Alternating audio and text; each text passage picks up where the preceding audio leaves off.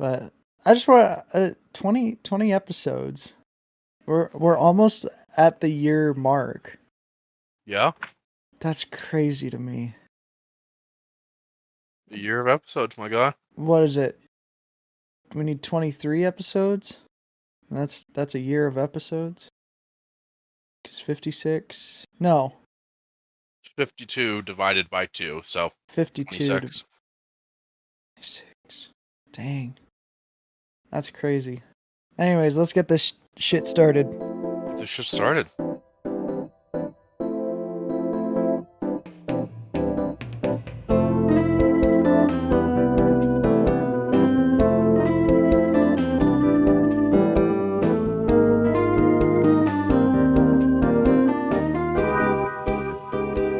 This is Waiting 4 Seconds, the interview podcast where we ask people who they are and why they are. I'm Shannon Miller, and I'm here with Malcolm Outkelt. Shit. And today we'll be talking with each other. We've done this 20 times, Shannon. Yeah, but You like, know my name by now. I only do half of it. That's true. So you've done this 10 times. Well, I'm just impressed that we've done it collectively 20 times. That's a lot. That is a lot. 20's a milestone. Hey, next year we'll be able to drink.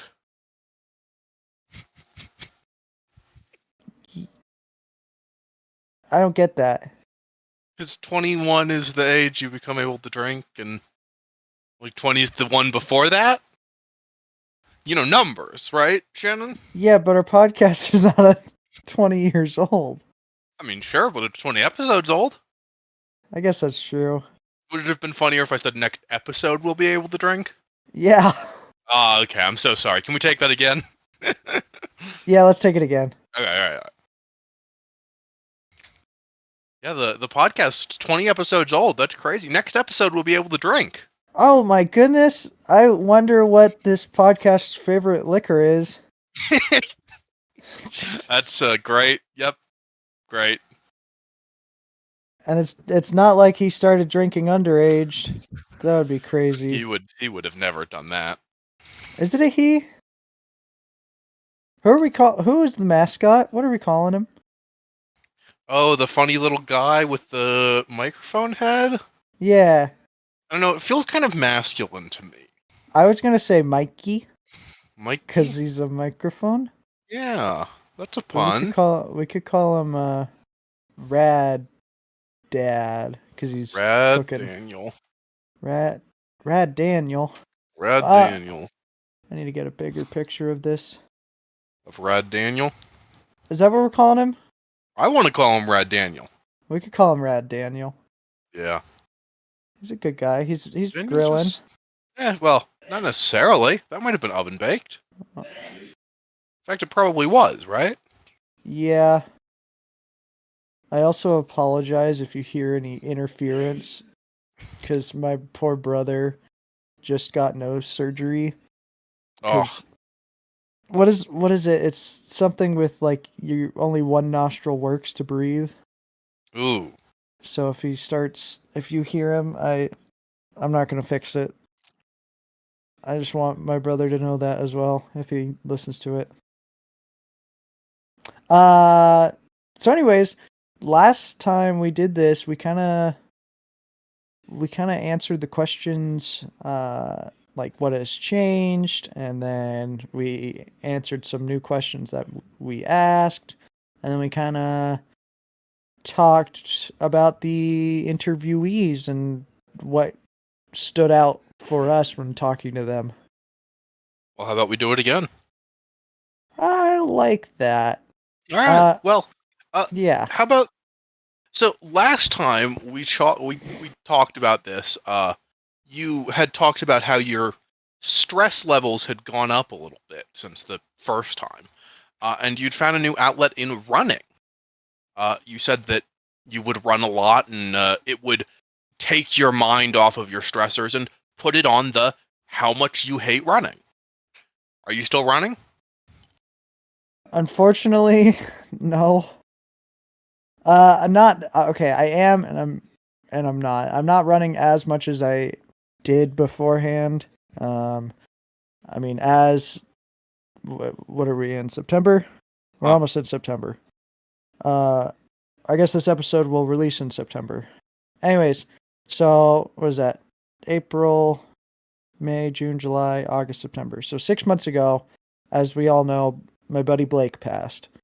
And so finding the motivation to go out and do certain things like running, because it's something him and I did a lot, it's a lot harder, and I'm not as motivated, and I'm not as willing to just go out and run. I do occasionally, like a couple of weeks ago, I think I did a big like 6 mile run before I went on vacation, which was Yeah. great, but like I need to be more consistent about it. Yeah, that we had recorded that episode just before Blake passed, so I'm sure there's been a lot of changes. Ah, is that true? I believe it is. Yeah. Yeah. I mean, in general, I don't think my stress has really gone up. I think it's mostly gone down.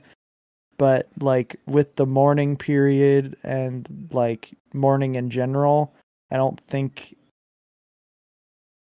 anything's really changed with that.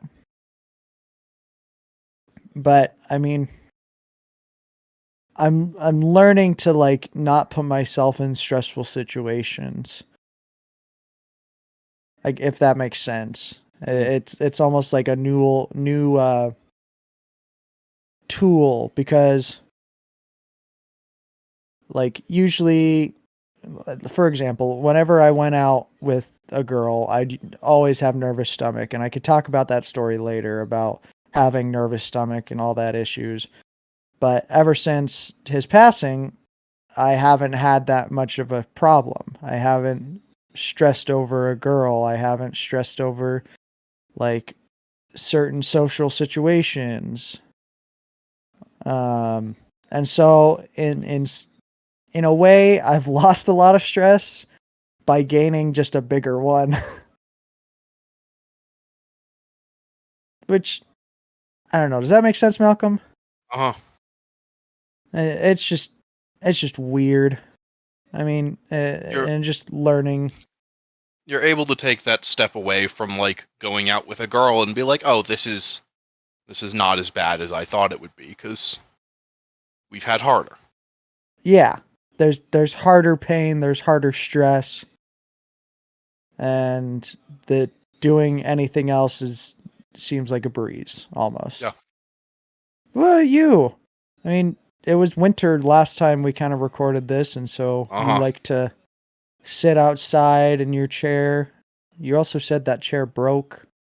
Yeah, as I mentioned last time, that chair is kind of fallen apart, and yeah, that has not changed. It is still kind of fallen apart. Um, but really, I enjoy sitting outside most in the fall, which it is about to become, because Mhm. that's post the season of mosquitoes, which is of course what we're Oh, in right now, yes. and it's pre the season of it's cold as fuck and I don't want to be outside. Yeah. So yeah, I haven't really been sitting. I haven't been chilling outside as much as often did because it's not the right season for it.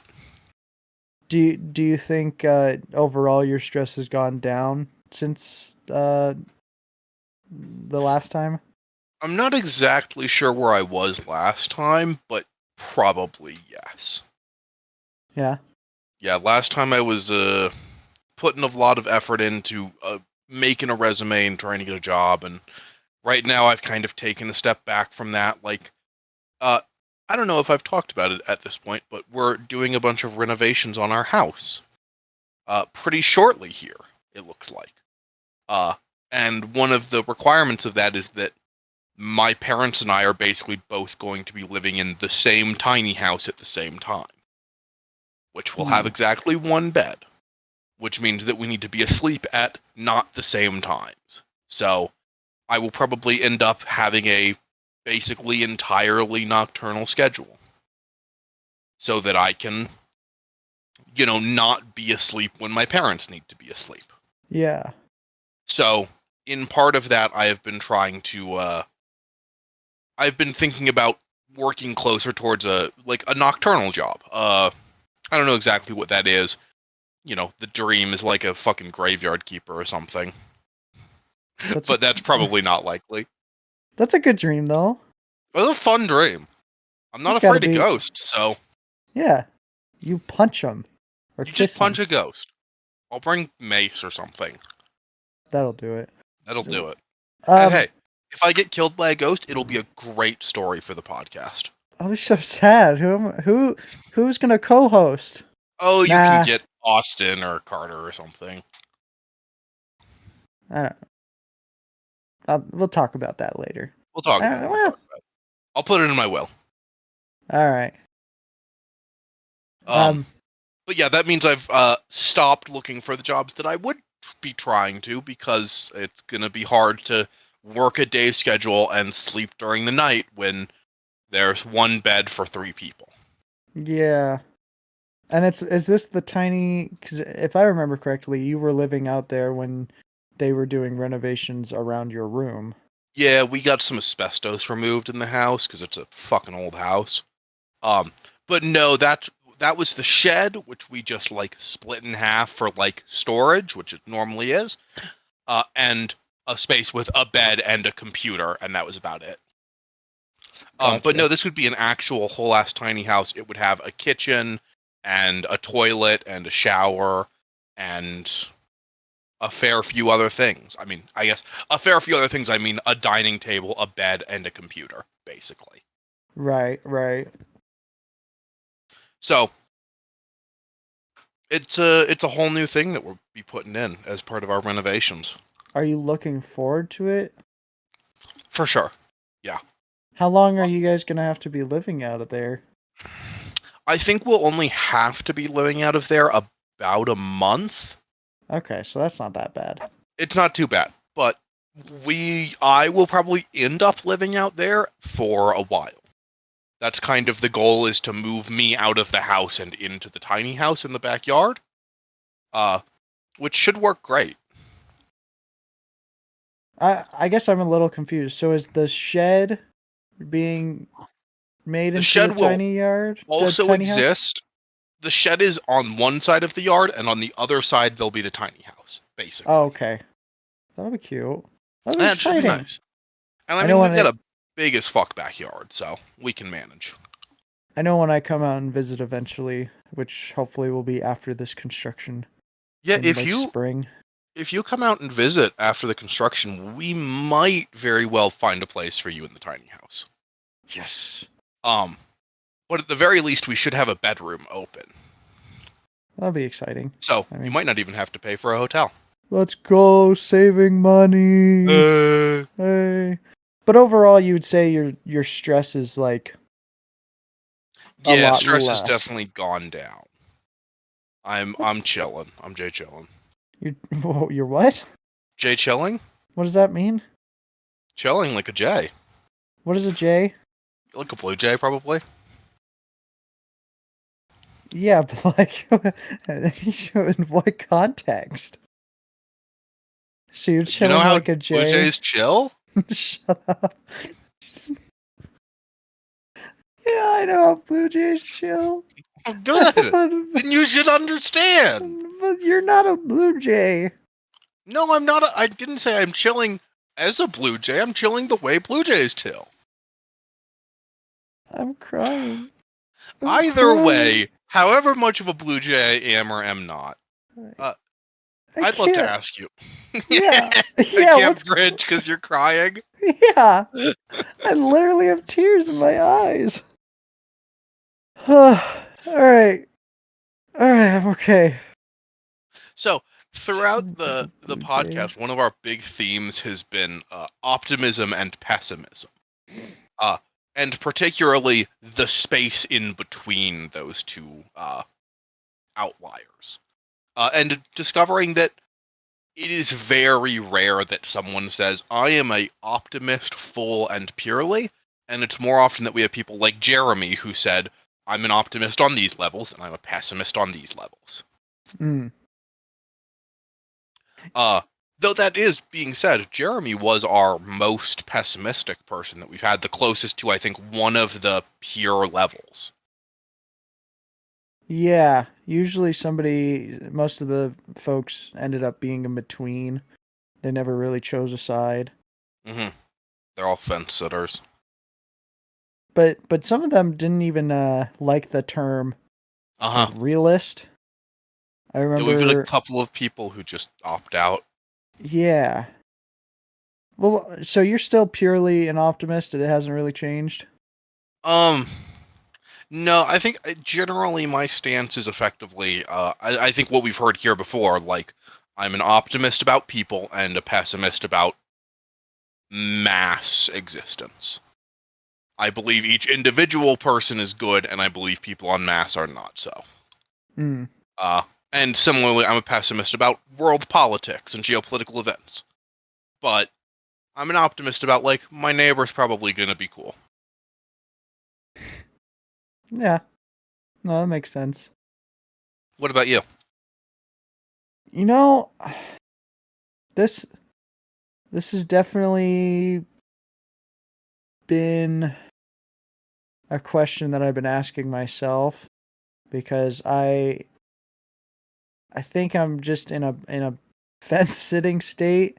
I don't know if I would consider myself a realist anymore. I think that's what I did say last episode, or sorry, Mhm. the last time we did this. Yeah, I don't know, because the more we ask this, the more influence I get of both sides. Like when we had Carter on and we were talking about it's just like the choices that you make Uh-huh. and how the results go. And I don't know if I exactly believe in that, but I think I just found a balance between both. I am always optimistic with like maybe playing video games or hanging out with people.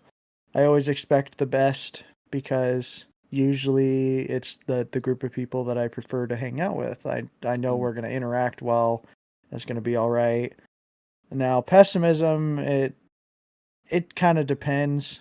Uh, New situations, new environments, um, like all the shit we've been going on with work, and I'm not. It's not like I'm fired, but it's just I'm always expecting the worst to happen because people aren't that smart or people are trying to do work too fast. Mm. It's just like a give or take. It depends on the day, depends on the situation. So I guess in that way, I'm still on the fence, but I would not just face things like super realistically, if you know what I mean. Does that make I mean, sense? yeah, I think that what we have learned with this question and similarly with the nature versus nurture question is that fence sitting is a pretty valid opinion.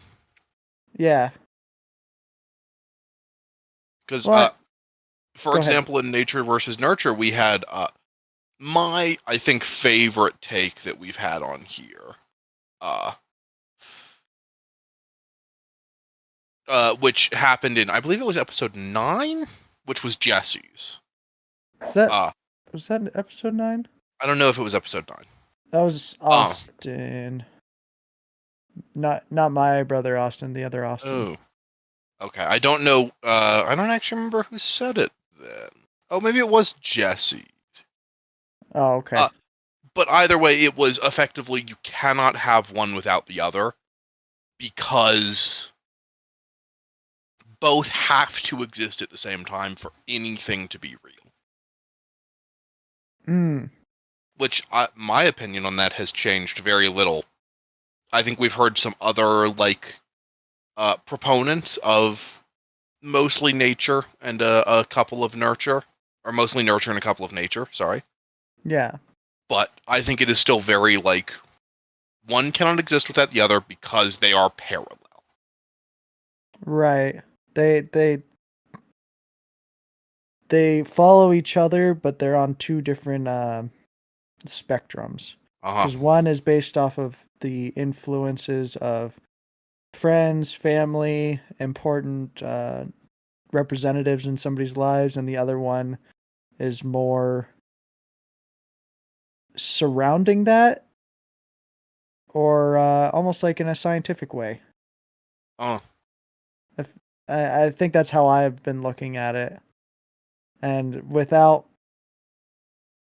the individuals in my life or the important people in my life, I'm losing my point.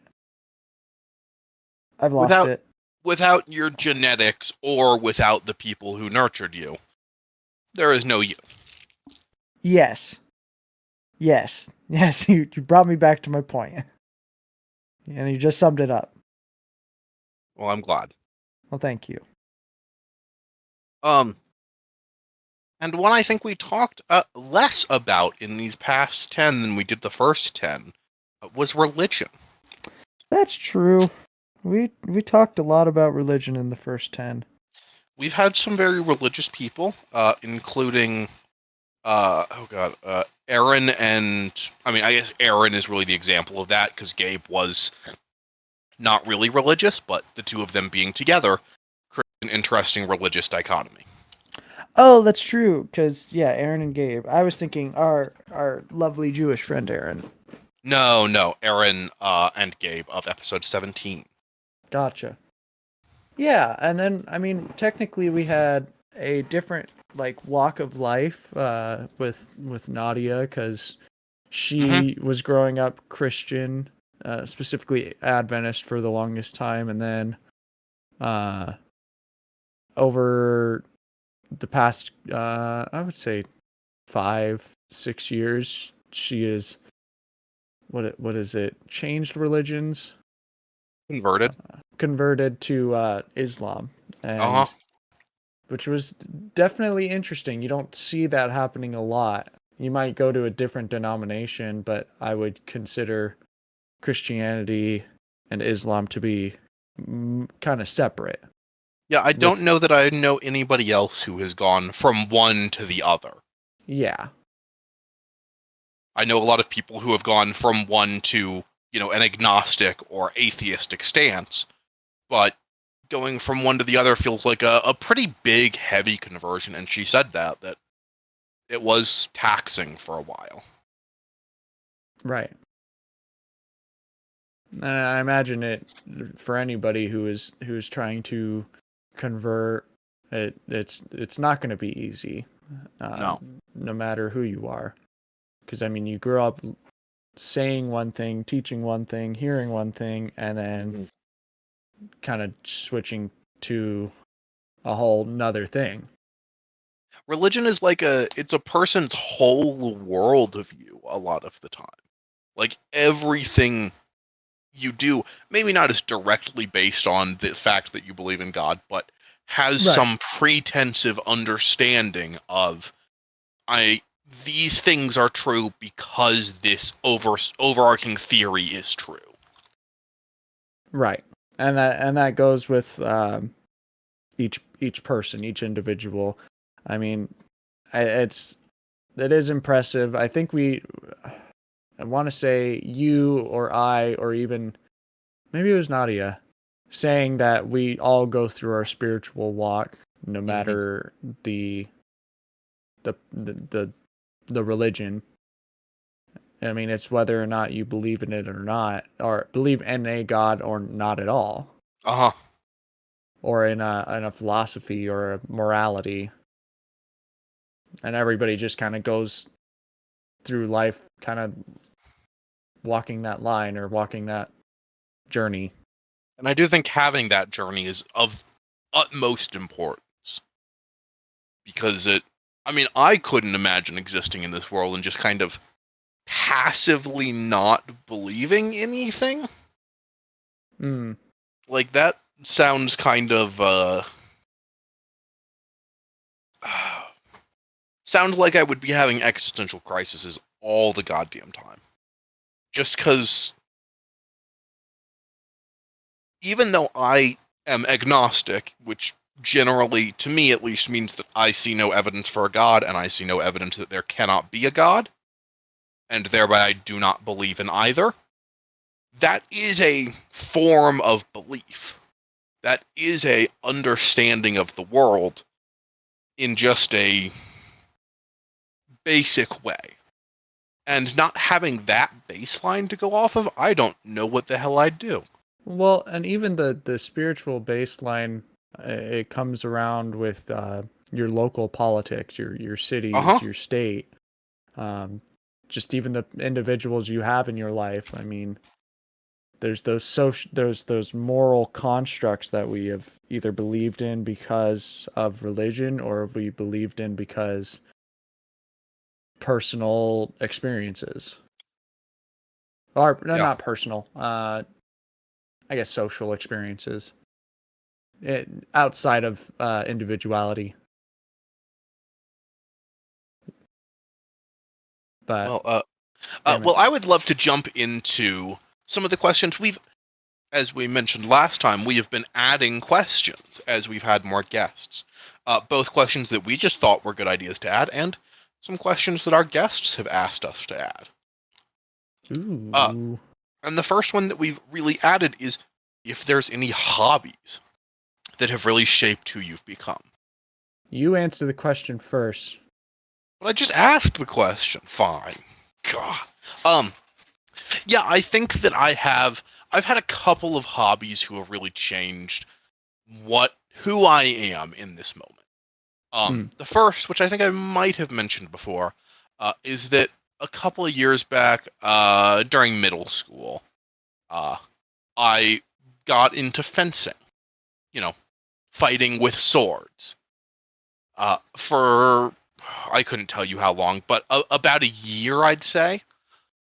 And I got really, really into it for a little while, and then I broke my ankle riding home from school one day, riding my bike home. Hmm. And I got out of it. I mean, that basically stopped me from doing it for a little while, and then after that break, I never really went back. Yeah. Um, and that fencing, the training that I've done, and the ways that I think, and I mean, truly, I notice it pretty often in the ways that I stand. My stance has kind of changed. It's a little wider and a little bit more balanced. Has really thoroughly changed who I am. Otherwise, the easy answer, the slow ball, no, whatever, um, is I play a lot of video games.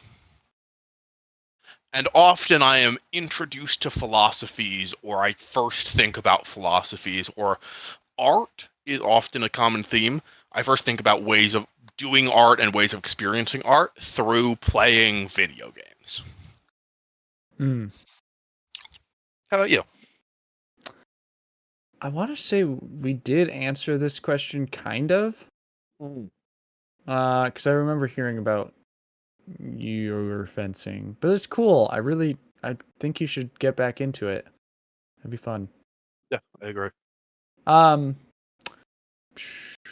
I think one of the biggest ones as of recent was definitely Muay Thai Oh yeah. and getting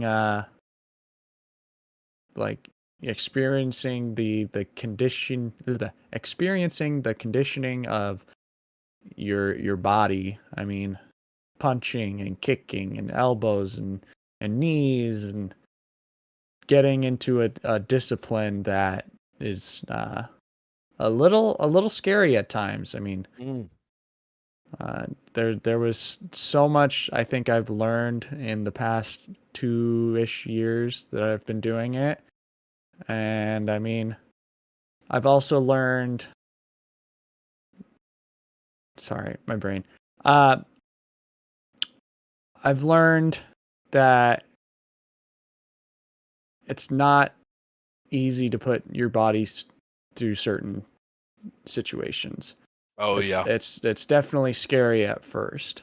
I remember the first time I went sparring and the adrenaline just all came out and I just kept going and going until my crew, yeah, my crew just absolutely watched as I was throwing hands, and he caught me while I was breathing. So he got me in the stomach, and I just dropped to my knees because I had never experienced a punch like that before. Mm. But now, as after like 2 years, I can get punched in the face, and I can snap back to it. I can get kicked basically in the head and snap back to it. Some situations it's like, whoa, that person's way too strong and I need to pay better attention. Mm. Um, but I overall I think it was just a good hobby that I've learned, and I'm trying to get better at, because I've always wanted to do some sort of fighting. I've always wanted to do something like that where I put my body in sort of a conditioning, or like a almost like a broken state. It basically can just keep taking until my brain just gives out. Mm. Um, and I mean the biggest reason I wanted to get into it was because it's Rocky. I love Rocky. It's one of my favorite movies, and uh, I mean, there's a quote in there. It's just like, it's not about how hard you can get hit. It's about how hard you can get hit and get back up and keep going and keep doing more. And I just love it. I And guess so that, you're getting good at getting back up. yeah, essentially.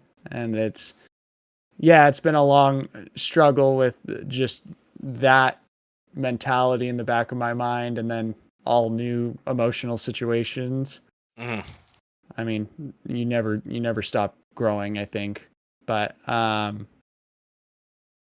yeah, I just try and keep getting back up, try and take on the next challenge, which I think that's why it's probably one of the biggest hobbies that's shaped me. Besides video editing and audio editing, I definitely think that's a lot of fun, but because if I didn't do that hobby, we wouldn't have this. Ah. So I know I kind of went on a rant, but that's why Muay Thai is probably the biggest hobby that has shaped me. Um, but I guess moving on to the next question, Malcolm, Mm. who affected you the most? Was it your bullies? Was it your teachers? Was it your friends? Was it like schoolwork? Was it actual work? Is it your parents? Is it me? Who has You know, affected you the most in your life? I'm gonna do this quick. I'm gonna tear the bandage off. It's not you. Damn it. Sorry. Damn Um, it. this is a hard question because it's really looking back and analyzing like truly everyone in my life and saying who had the biggest overall impact on me. Mm, Um, which is a big task to do. I think my go-to is probably, yes, it is my parents. My parents have taught me. I mean, sure, they taught me politics. They taught me a lot about science and history and the way the world works in ways that a teacher just couldn't, sure. and have really I mean, are in the other room, and I love them so dearly. But I hope they're listening to are this. I hope so, are a very powerful influence. Mm, Um, but if I were to try to go for a less easy answer, I would probably have to say that it was. I would have to say that it's Mix LaFortune, who we have interviewed on here before, who was my computer science teacher in. Sorry, I guess my homeroom teacher, my computer science teacher, and also my robotics teacher in 10th grade. Um, who really got me into similarly taught me a lot about politics, taught me a lot about my own sense of humor, mm, and taught me a lot about computer science and robotics. which are both things I am very interested in to this day. Yeah. What about you? And they're a really good quality person, and I mean just Yes. interviewing with them, or not interviewing with them, interviewing them. Mhm. I mean, I can definitely tell how they stick out for you. Yeah, a very, very good, very respectable person who I care about a lot, even though I haven't spoken to them since our interview. Yeah. So me, huh? I should have been. I was too busy listening to you, and I didn't think about the question. You fool. I'm a fool. Who affected me most? Oh, I've got a couple people in mind. Um, for one thing, I want to say it was uh my old boss Larry. I don't know if I've ever spoken about him. But during my sophomore year of high school, or it was in between my sophomore and junior year of high school.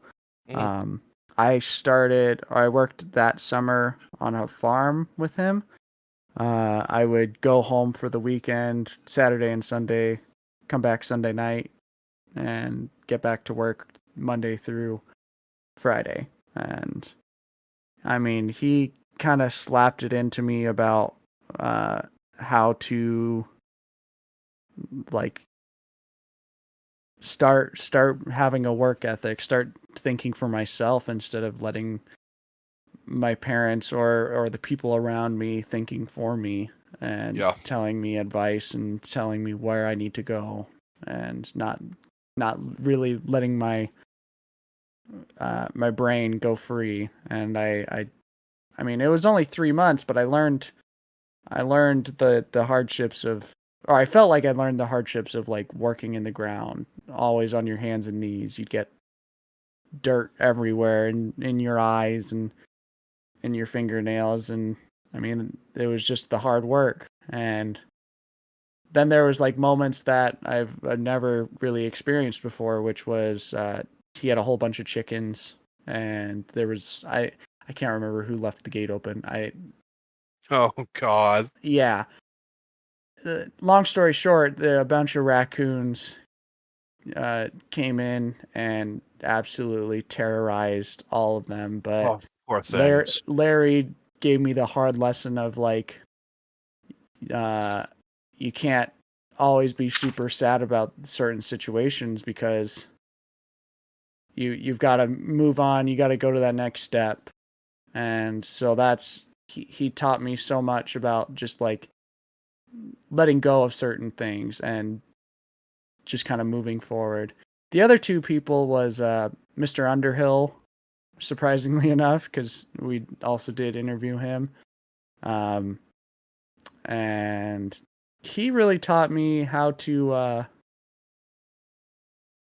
basically be a man. I mean, he's a great example of what a father looks like, and um, how to be strong for people. Mm.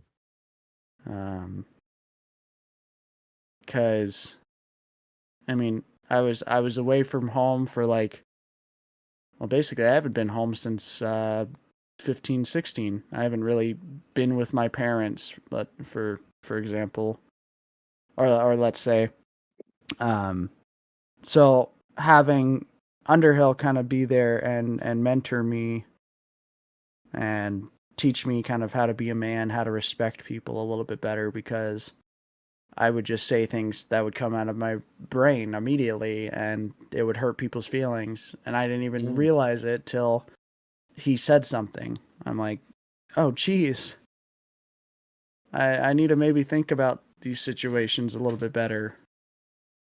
And and then of course the other person was Blake. He kind of got me out of my shell of moving out to bumblefuck nowhere, Idaho, and like helped me move forward and basically stop living in my past. Because after high school, I mean, I didn't know where I was going. I still haven't gone to college, so I don't know if I plan on it anyway. But he kind of took me out of my shell and helped me realize that I can move forward, and stop worrying about the past and stop worrying about the future and just be in the present. Long-winded, but that's my people who affected me the most. Yeah. I mean, like we said at the start, it's a big fucking question. Yeah, no, it is. And technically, I don't think even those three really narrow it down. Mm-hmm. I mean, I think there's still a lot more people that I could mention. Yeah, same. But And even talk about the woman who helped me speak. I've got to hear about that. Okay, fine. I think I've told you about this before. Back in elementary school, I had a really bad problem with speech. I was incomprehensible, like truly. And my elementary school happened to have a speech therapist named Miss Vollmer. And I want to say it was every other day and also Fridays. So like Monday, Wednesday, Friday. Gotcha. I would go to her room, her little class, instead of doing whatever class I was in, and sit there and spend a couple of hours, not a couple of hours, an hour, figuring out how the fuck to talk good. And I mean, that's the only reason why I'm here today, like literally, because it's a podcast that has a You focus have on to audio. talk. I have to talk, and like people have to understand the things I say. Yeah. Huh.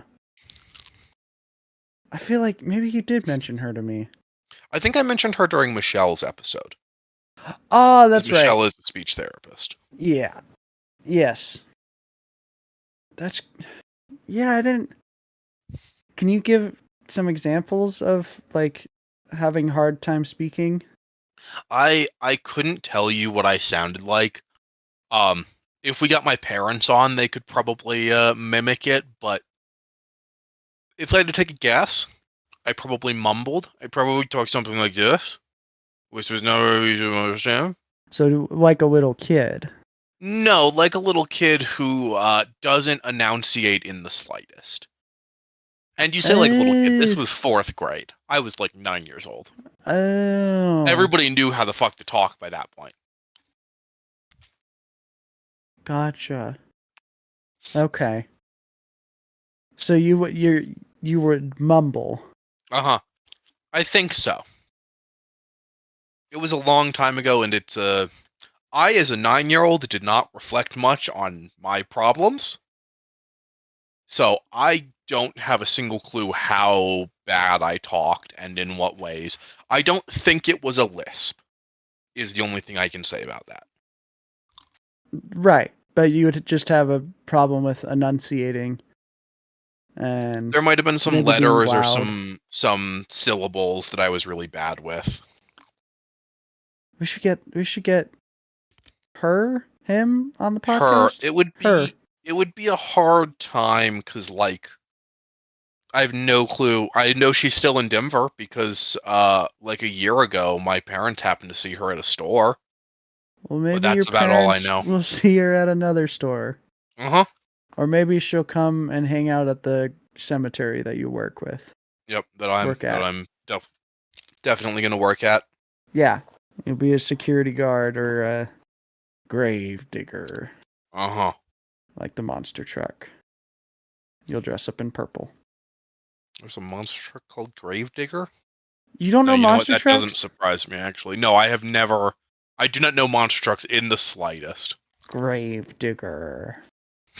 He's the coolest one. But that is impressive that like that teacher had so much impact on your life about just a certain problem. Yeah. I mean, it was really like, all things said, it's her job. I'm not surprised she did it, You're not but surprised that she's good at it? I'm not surprised she's good at her damn job, but I do really appreciate what she did because one of the things I like most about myself is that I can speak well. That's true. And You, like between the both of us, you definitely speak a lot clearer than I do. I think that is largely up to her. That was because she helped me. That's awesome. All right, well, Yeah. let's jump to the next question though. We're Well, running time. before we jump over, I thank you. What was her name? Miss Miss Vollmer? Miss what? Miss Vollmer. Miss Vollmer. Thank Vollmer. you for Miss Vollmer. Thank Yes, you you got it. for helping Malcolm out. I don't Yes, know I if you listen appreciate to it. this, but yeah. If you happen to, email us. Yeah, that could work. That could work. That could work. That could work. So, Shannon, Hi. I want to be very clear. This is the only question on here that I actually took a note for because this is a question that, because I'm bad with names, is basically is the reason. So, Shannon, in your perspective, what is human nature? Oh, this is a deep one. Um,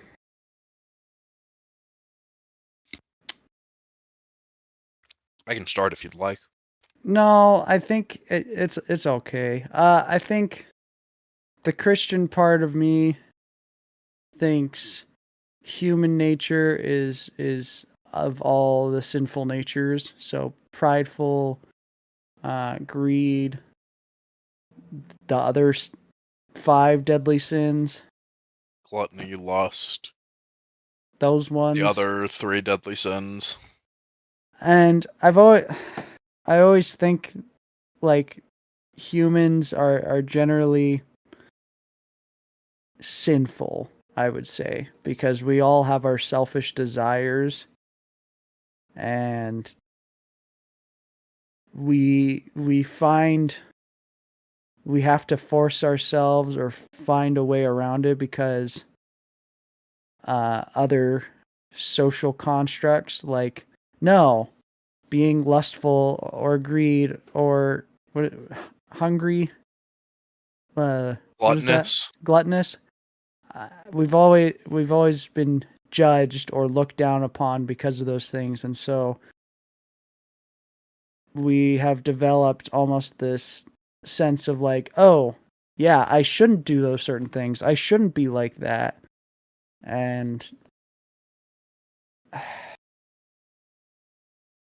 I'm it's just it seems hard to pinpoint one thing about human nature. um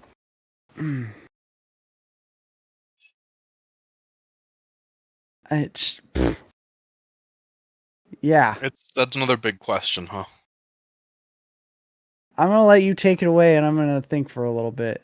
All right, I will use my note. Okay. Um, when I think about human nature, I generally go back to my personal favorite philosopher, Jean, Jean, Jean, Jean Jean. Jean Paul. I think Jean sounds about right. Jean Paul Sartre, uh, who has a lot of philosophy that a lot of it goes over my head in many cases, and a lot of it I'm just like not so sure about. But what the primary piece is, the piece that's important to this is uh, humans have no innate nature. Humans only exist with an innate condition, which is effectively that we do not have a nature because there is nothing which created us, whether it is a god or an evolution, doesn't matter. It didn't put us on this planet with a plan. It just made us how we are and didn't give an end goal. Mm.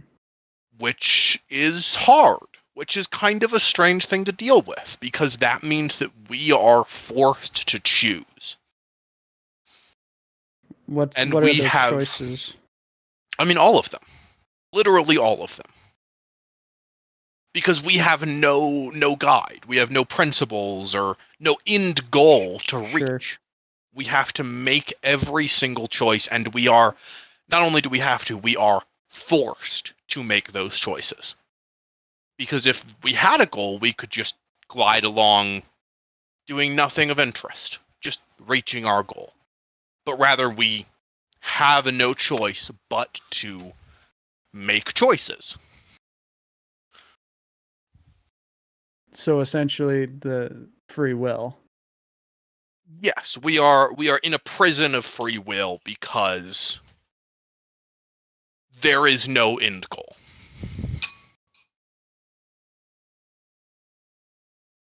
That's probably a less than perfect summary of the concept, and I do thoroughly recommend reading Sartre's work. There's a lot of very interesting concepts, but this is the one that applies here. Interesting. We are. I'll Go have to ahead. look into that. I thoroughly recommend Sartre. It's a lot of very existentialist ideas, which, Yeah. I mean, Sartre is like the existentialist of philosophy. Um, and I am personally, I would call myself an existentialist. Of course, I'm no philosopher. I couldn't tell you what exactly that means in like every existentialist or anything, but it's the most apt name. Gotcha.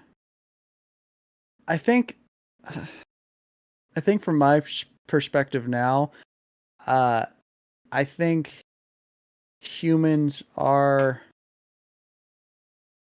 in a roundabout saying, or what I was talking about earlier was humans are innately bad, but we choose to grow and change. Or we do just grow and change and become better versions of ourselves. Yes, we have our faults. We will always have our faults, but we always strive to do better. To either for the next generation, or for our neighbor, or for our loved ones. We always just strive to do better. I think that's my simplest form of human nature. You're trying to do better, and better could be, I guess, two different points. Better doesn't always mean good. It just means better than the last time. Mm-hmm.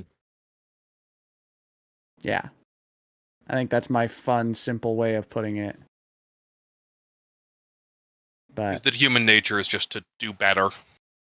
yeah, I I think mean, that's a very good way of putting it.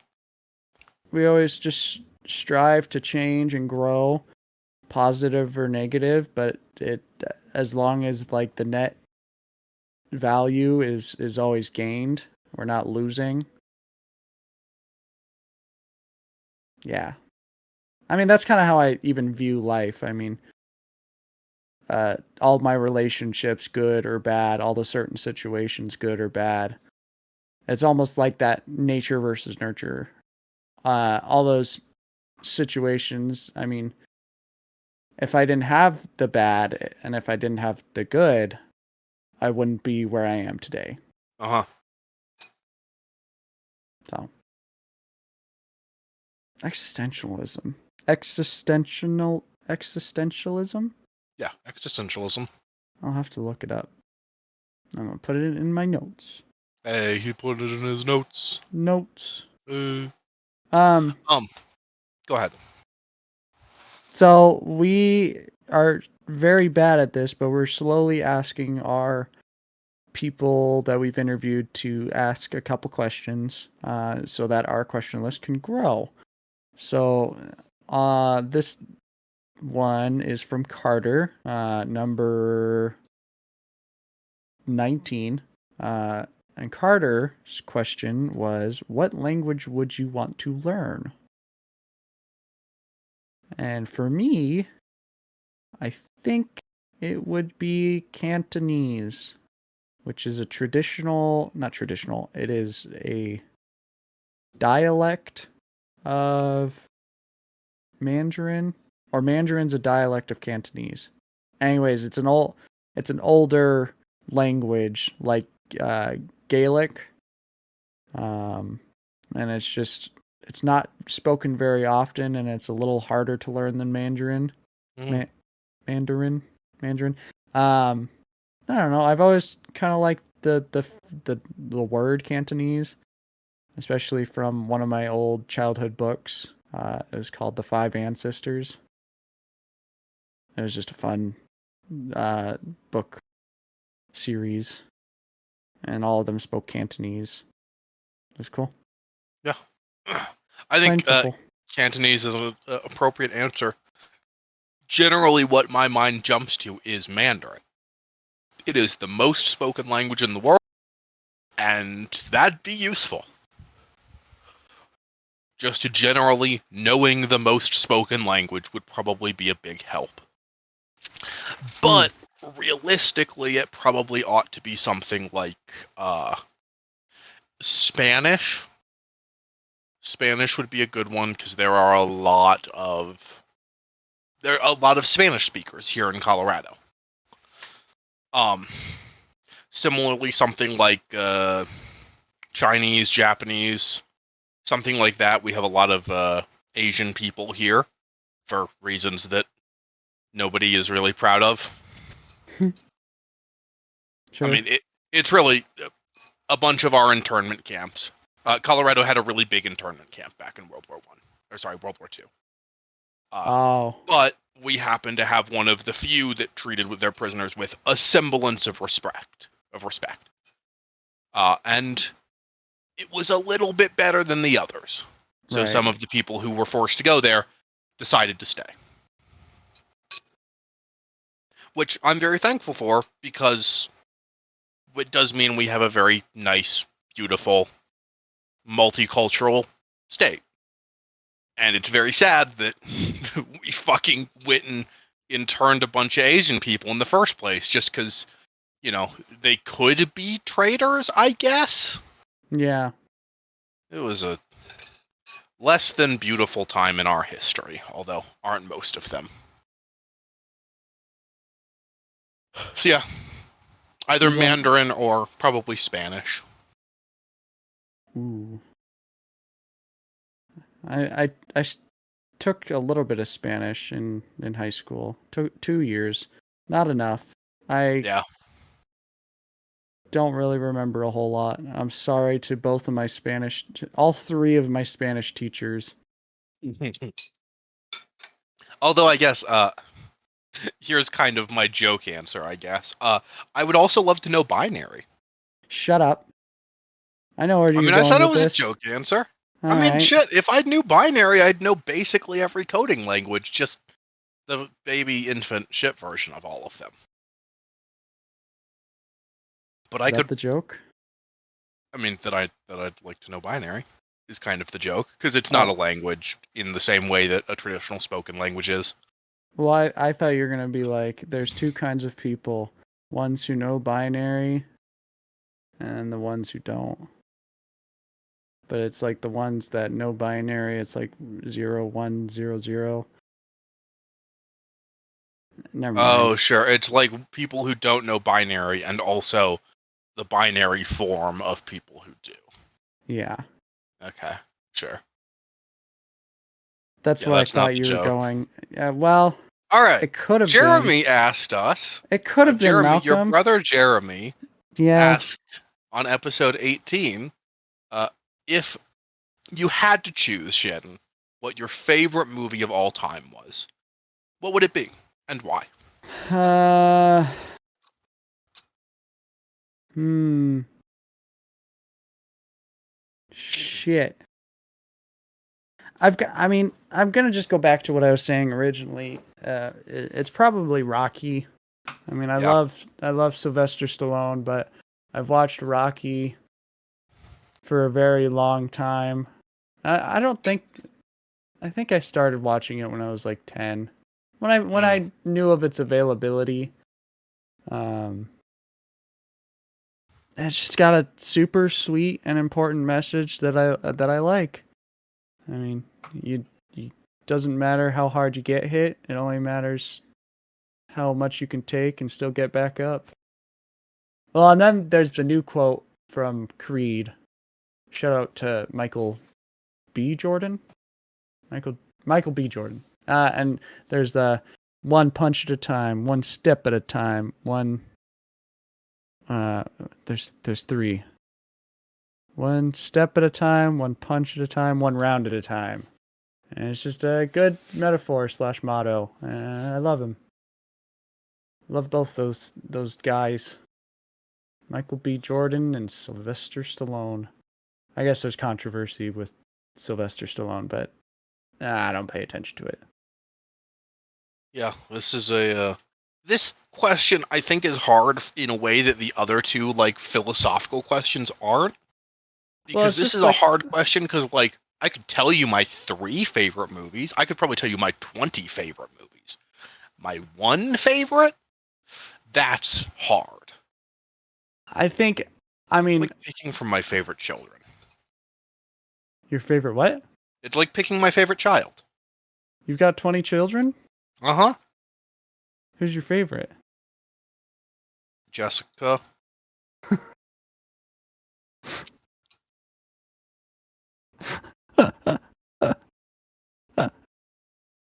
Yeah. Okay. Well, maybe name one of them that's maybe had like the most impact on you. I think in that case I would have to go with Princess Bride. Really? Yeah. That's such a good movie, but why? Um because it is a classic, because it Yeah. in many important ways shaped my comedic understanding of the world. And because I'm Inigo Montoya, you killed my You killed my father, prepare father. to die. Yeah. Well, huh. I mean, that makes sense. It's a great movie. I love that movie. The Yeah. first time I watched it, it was with episode 17 with Aaron and Gabe. It was Aaron's dad, Mm. and he is very good at crying during certain movies, and Princess Bride is one of them. I'm trying to What remember part when does he he cry cried. at? I think it's Marriage. Marriage is what brings us together Together today. today. Ah, Yeah. love, Did you know the book like really true different? love. I've heard. I've Yeah. heard it's There's very like a whole different. bunch of shit that happens in the book that they don't do in the movie. And Andre the Giant is not in the book. That's the actor who played the big guy. I mean, sure. Andre the Giant isn't in the book, but Fezzik is. Yeah. Anyways, that's a good movie. I mean, I've watched that more than a couple times, and it's up there. It's largely because I started watching it.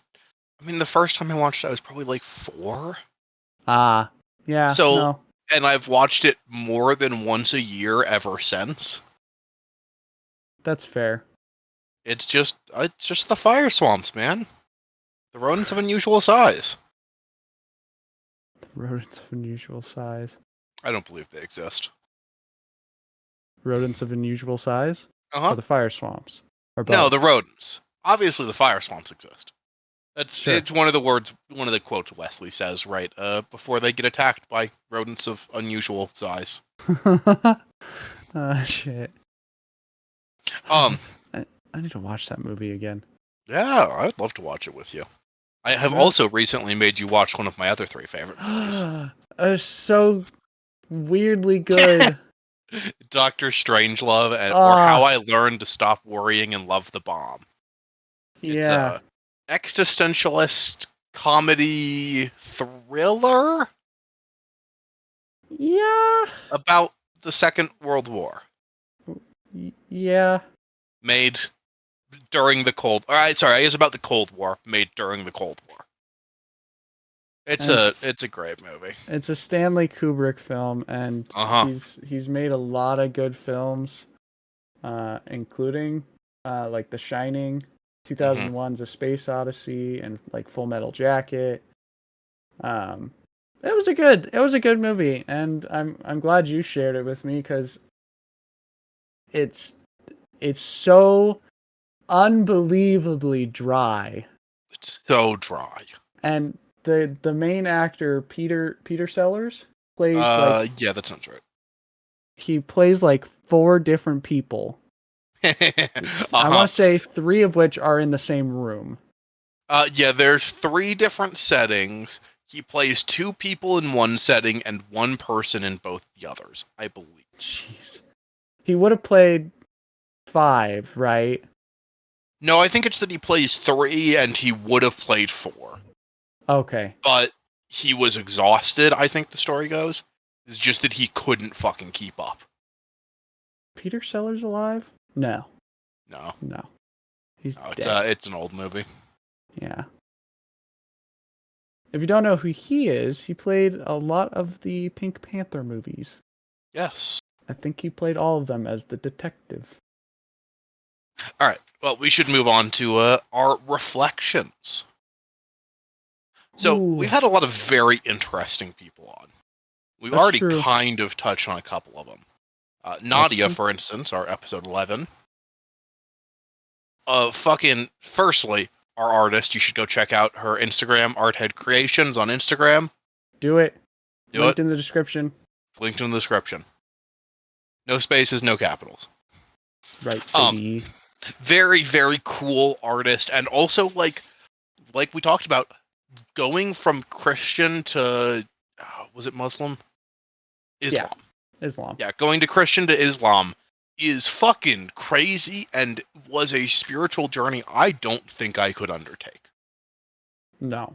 Uh, I'm always impressed with Nadia and how she has dealt with life because, like, in her episode, she's talking about how she lost her mom, and it was like right after, or it was right before college started, and like, and it's not like she's not still dealing with it. She is every day, and it was good to hear because that was the first person I interviewed, or we interviewed, since Blake's passing. And so to hear her perspective on everything was truly what I needed. To hear her talk about that loss, and Yeah, it's so close to home for the both of you. yeah. I mean, and there's you can't really compare people's like pain and grief because it depends on the individual and it also depends on the relationship they had with that individual. But it definitely helped me because that was like what, a week after, and I was still I'm still grieving, so Yeah. yeah. And I want her back on. I need her We back should get on the her back on. podcast. That'd be fun. Do a We little should get her reunion. back on and ask her how the hell she made some good art. How she made what did we name him? Rate Rad Dad. Rad Daniels. Rad Daniels. How she made We're Rad Daniels. gonna have to mark him somewhere in the episode. Maybe we'll change Craigbot to Rad Daniels. Ooh, that's a good idea. But And then after Nadia, we had on Aiden, who Val. I swear to God, we are trying to get him back on. We did say he was going to be a part tour, but I mean, just due to circumstances, we are unable to do such a thing. Shortly after his episode, he changed jobs or something similar, and is working like all of the time now, and just doesn't have time to sit down for an hour of recording. Before that episode, I mean, we would see him like all the time. Now I think I've only talked to him for maybe an hour in the past. How long ago was this episode? Phew. Probably April. So you get the times. It's he's got a rough schedule. I still would love to have him on more. Especially because in the first one we talked a lot about like stories that he's got, and I'd really Yeah. love to push him a little bit harder on his like political beliefs and religious beliefs, which I know he has some very interesting ones of. Yeah, he is definitely one of those people that has a very different perspective on life Hmm. and humanity. Yeah. And I would want to hear more. So, I mean, I don't have much to say about Val because, like we were saying, there's a lot of stories that he told, and I want more. I Yeah, we crave got like more. half of him. Yeah, We need more. we need more. We need the other half. Uh, and after Val, we had on our lawyer friend. He doesn't like it when I say that because he's not a lawyer yet, but our soon-to-be lawyer friend.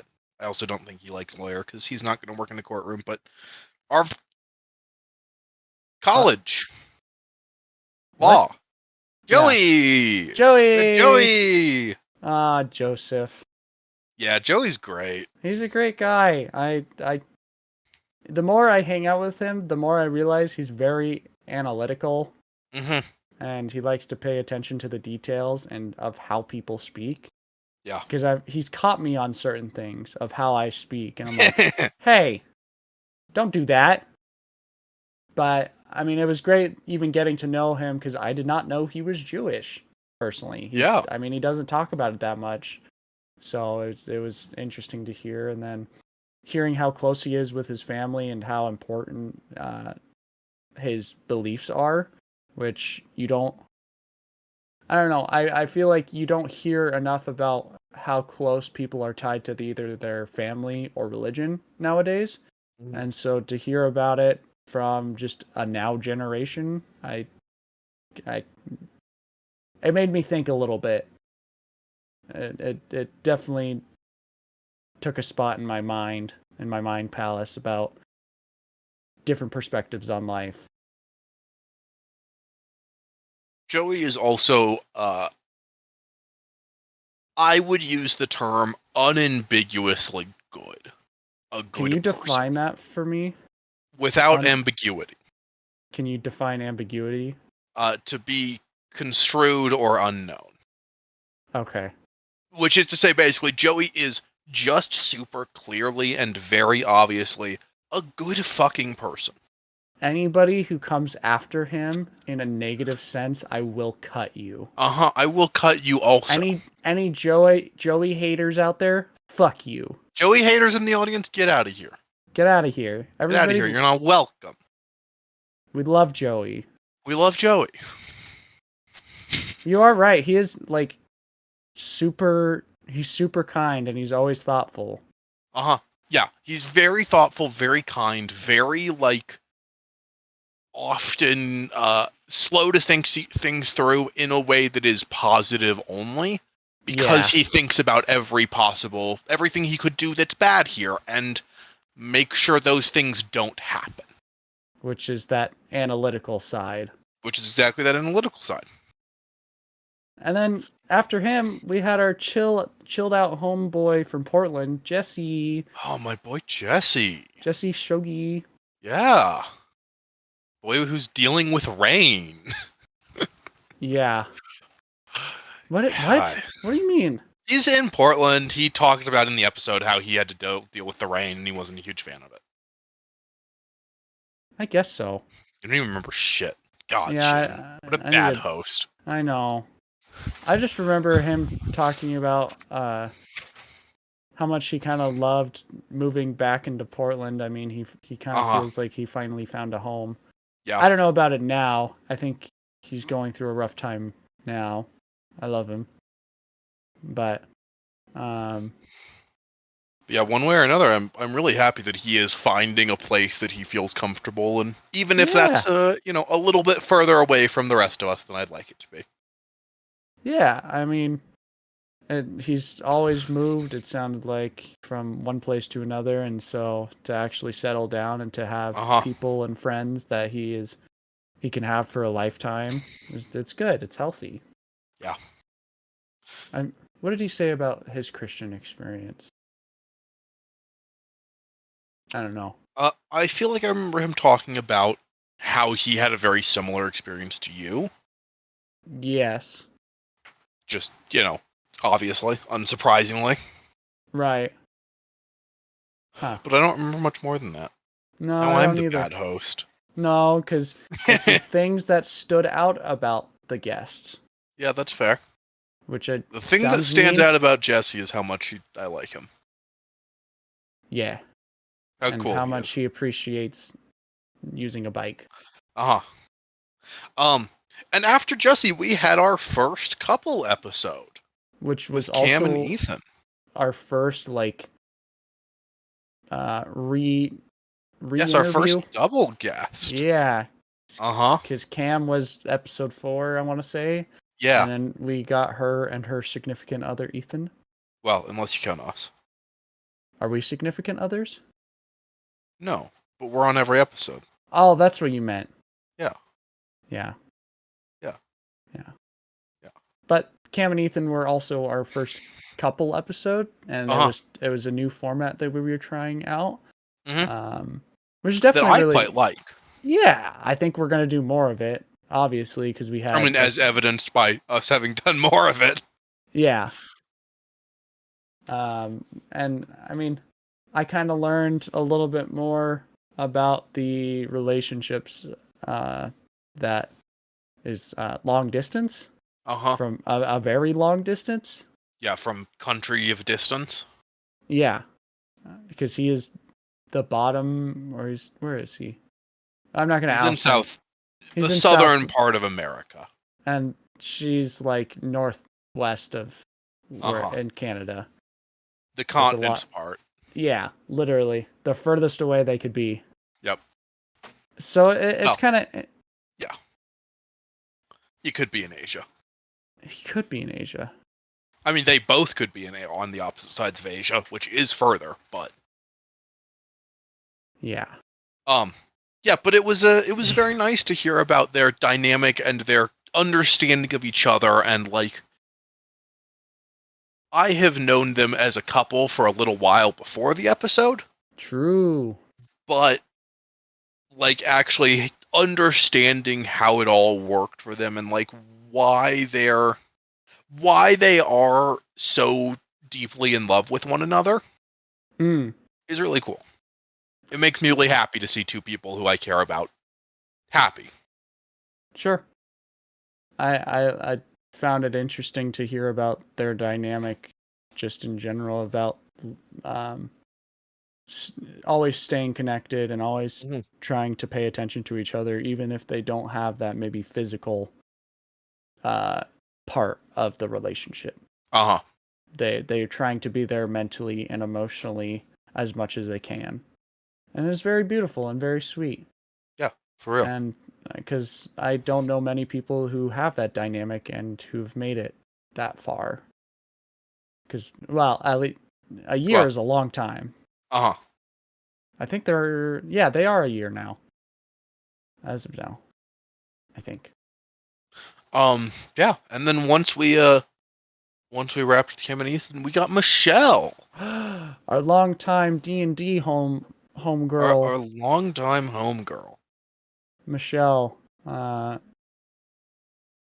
She it's definitely interesting because like I remember her talking about her relationship with her siblings and her parents, Mm-hmm. and basically almost like she raised herself. Uh-huh. Um, I mean, raising herself meaning took care of all of her education needs, and I want to say just like making sure she did good in school and making sure she was as good as or better than almost I would say not better than everybody, but it was like almost a goal in her brain to just keep striving to do better. And then eventually in high school I wouldn't say she finally like let some things go and she kind of put down all of certain projects to be like, it's okay to take it easy. Mm-hmm. And especially for doing that so late almost. That sounds I'm it sounds super negative, but it's not. It's not what it's trying to be. I just think it's interesting cuz it's just a different way of life and I've never experienced it. I've always had siblings who are close in age to me. So to hear about siblings who are not super close in like 10, 15 years, it's like, whoa, crazy, wild. Yeah. And having known Michelle since, I think I met her when we started playing. She was like getting out of college. I would It's want to say she was getting into college. Was she getting into college? She's not Either much way, older than it's us. it's really cool to see her like go to college, get her degree, get a job, and be doing the thing that she loves. That's true. Like it's fucking cool. You don't hear a lot about that. I mean, Yeah. she loves speech therapy, and that's literally Uh-huh. what she's doing, Loves hearing people talk bad, and probably. teaching them how to talk good. And teaching them how to talk good. Ah, And yeah. after Michelle, we did our next couples episode, Aaron and Gabe. Woo! Love those two. Who, yeah, love those two. Aaron and Gabe, it was very interesting. I brought it up a little bit earlier. Very interesting to hear their spiritual walks. With Aaron having been very spiritual most of her life, and Gabe just not really. And how they got together and kind of like nuanced their beliefs and came to understand where one another come from, and then got married. Yeah. You know, it probably took a little bit. It was probably a little bit more complicated than that, but I mean, that's just the short and sweet of it, because, uh-huh, I mean, we can't really tell everything, because if we did, we would have to just say the episode word by word. Because there was a uh-huh. lot to unpack there. I mean, Yeah, there was a lot to unpack. I kind of felt for Aaron and, not, sorry, maybe felt is not the right word. It hurt to hear about her perspective on outside views of her relationship, Mm-hmm. and certain things involving that.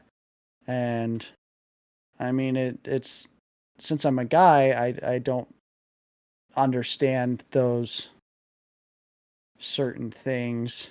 You've never had those experiences. No, and I mean, maybe it's just because my spiritual walk was more relaxed versus the like the outside sorry, because of the outside perspectives looking into my spiritual walk versus her outside perspectives looking into her spiritual walk.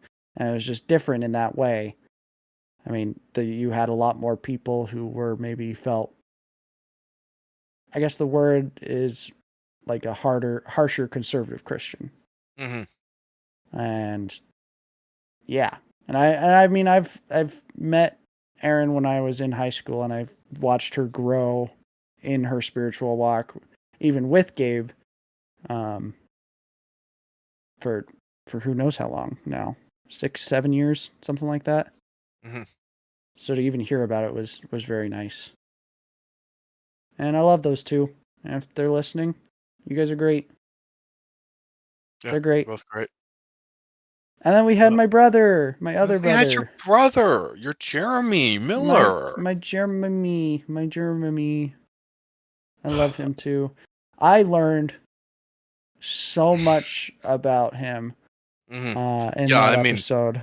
I full said it in the episode. Like, hey, I get where you're coming from. I don't like it. I don't agree with it, but I understand a lot more of your philosophy about life. Yes, it makes a lot more sense about like how he looked at people and how he interacted with people.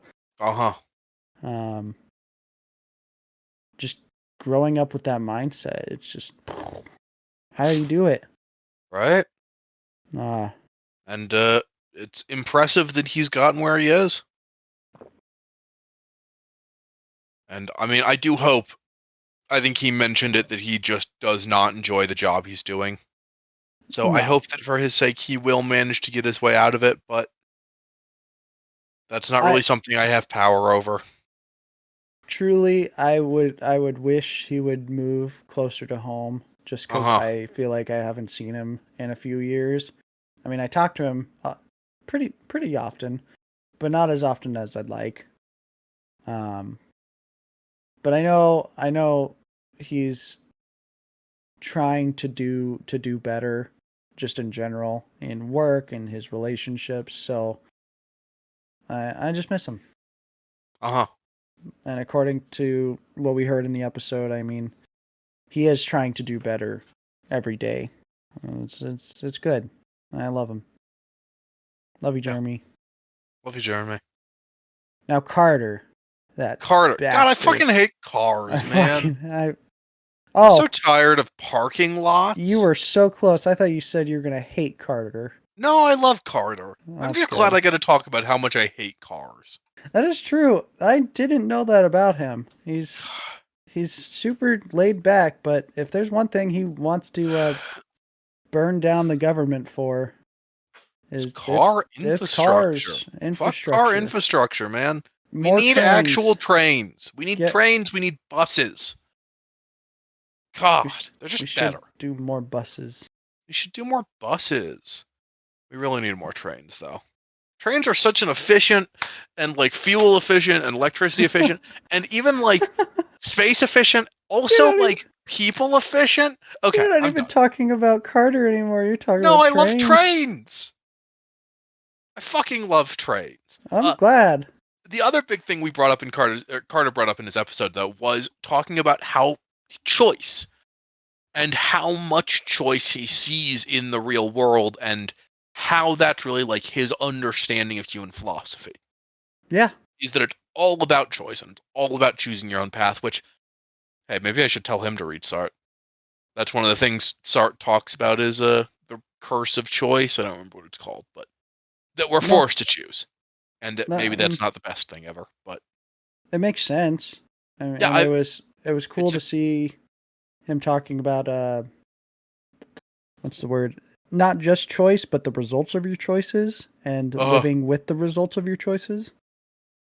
And I imagine Sartre talks about that. Sartre. Um, yeah, kind of, yes. Kind of, yes. Gotcha. Yes. That's not a part I've read, but presumably. Gotcha. No, that makes sense. Ah, but trains. I Trains. God, I love trains. I need to watch the channel that he was talking about. Oh yeah. Not just bikes or Uh, climate town? Climate Town, Climate something. Climate Bike, something to do with bikes. Not just bikes. Oh.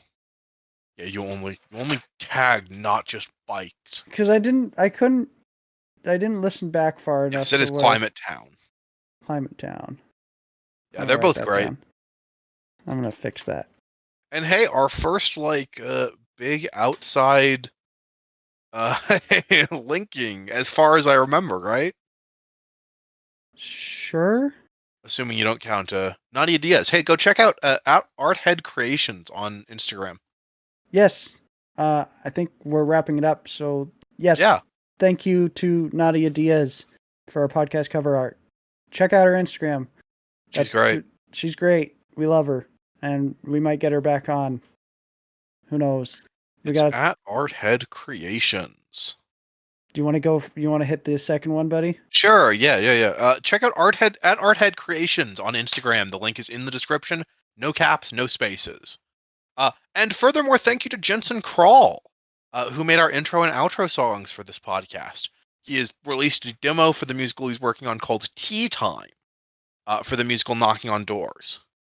You can find it on Spotify, iTunes, or sorry, fuck, I got that flipped.